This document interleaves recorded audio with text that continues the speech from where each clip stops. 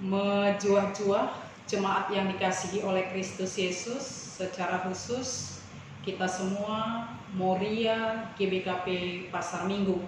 Kita kembali bertemu di dalam PA Moria kita pada hari ini dengan bahan khotbah Kuan-Kuanen atau Amsal 2 ayat 1 sampai dengan ayat 6. Demikian firman Tuhan yang tertulis. Faedah moral dari hikmat. Hai anakku, jikalau engkau menerima perkataanku dan menyimpan perintahku di dalam hatimu, sehingga telingamu memperhatikan hikmat, dan engkau mencenderungkan hatimu kepada kepandaian.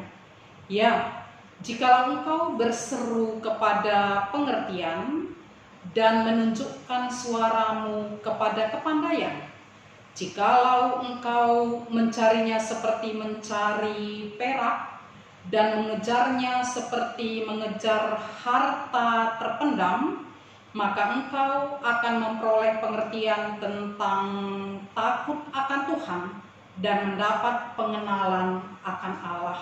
Karena Tuhanlah yang memberikan hikmat, dari mulutnya datang pengetahuan dan kepandaian. Sedemikian firman Tuhan dengan tema yang sampai kepada kita pada PA Moria kita hari ini adalah darami, pelajari dengan megermet.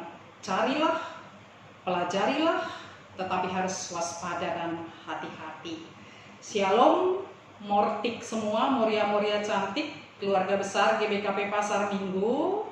Salam rindu, sarangeo. Ya, sesuai dengan tema dan tujuan tema kita pada hari ini, catatan pertama, mau tidak mau, rupanya sudah seharusnya kita tidak boleh gaptek lagi. Mulai saja, sekecil apapun itu, seberapapun itu, karena memang orang yang tidak mau belajar soal teknologi, dengan sendirinya mereka akan tersingkir. Itu dulu. Jadi tema kita mengatakan cari, pelajari, ini kalimat aktif, kalimat positif, tapi hati-hati. Karena ada dua hal efek dari kita menggunakan IT ini.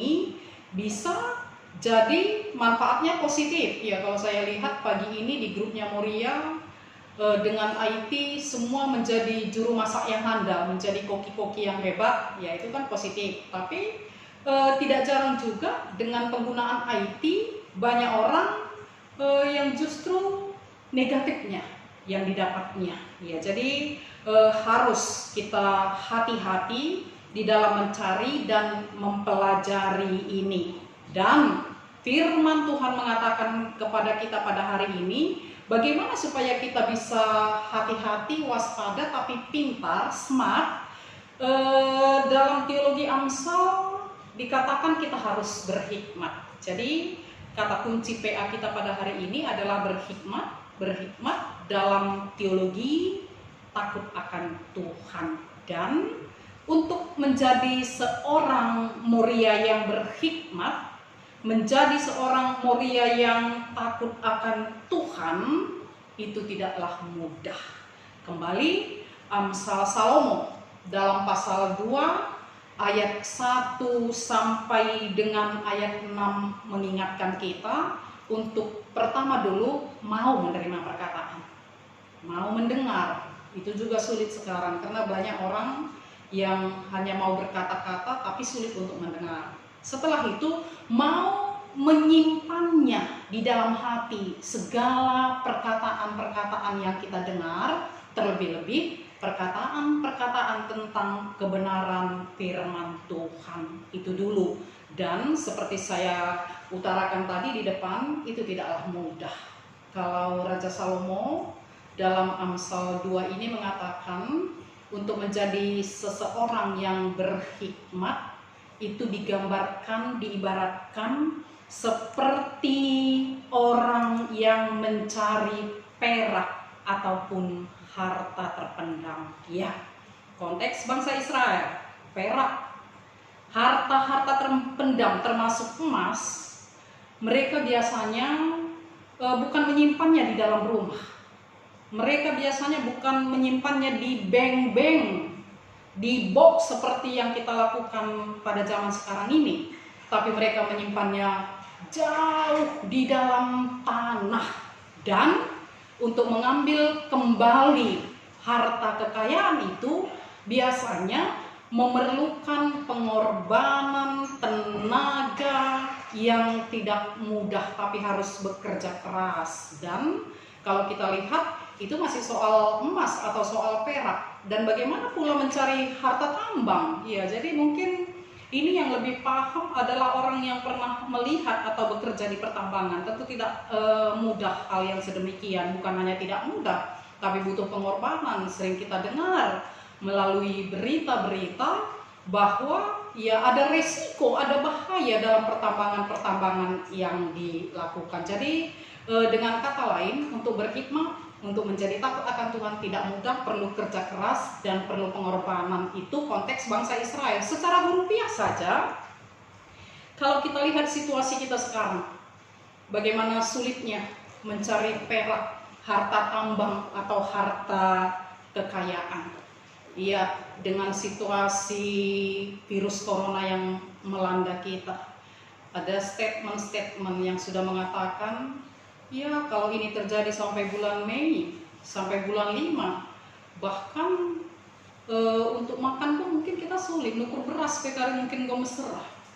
Dan ada kendala-kendala, sekarang kalau kita beribadah lewat live beginilah, tertukur paket data.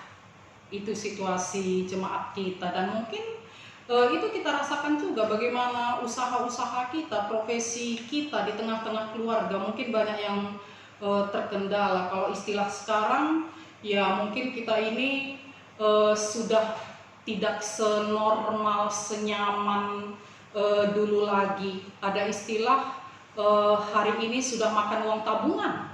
Ya, bukan lagi mencari keuntungan seperti yang dulu, tapi itu yang terjadi. Jadi sebegitu sulitnya, sebegitu perjuangan kerasnya kita harus mencari hikmat. Seorang teolog mengatakan demikian, jikalau engkau ingin mencari hikmat, bayangkanlah bagaimana seseorang yang dengan ambisi, dengan tamak mencari kekayaan.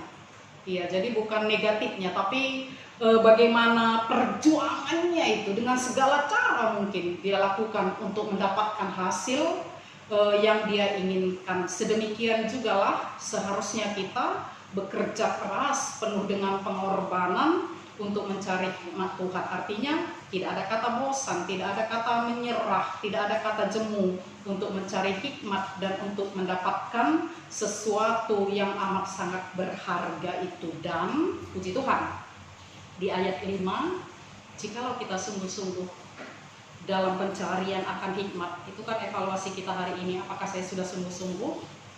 Iya, jikalau kita sudah sungguh-sungguh, Allah sendiri yang akan memberikan hikmat, kebijaksanaan itu kepadamu. Jadi itu yang terpenting. Memang tidak mudah, butuh proses, itu bukan instan, tapi tidak jarang kita melihat realita di tengah-tengah kehidupan. Kalau dulu dia begini, tapi sekarang dia berhikmat. Ya, di mereka lagu yang terpakai, tapi genduaring go berhikmat ya sianudai. Ya, itu tujuan PA kita pada hari ini. Jadi senina-senina kuprina, muria-muria, secara aplikasi apa yang perlu kita renungkan pada hari ini. Yang pertama, kita adalah orang-orang yang berhikmat, berjuang untuk mendapatkan itu, dan dasar hikmat itu tidak bisa tidak adalah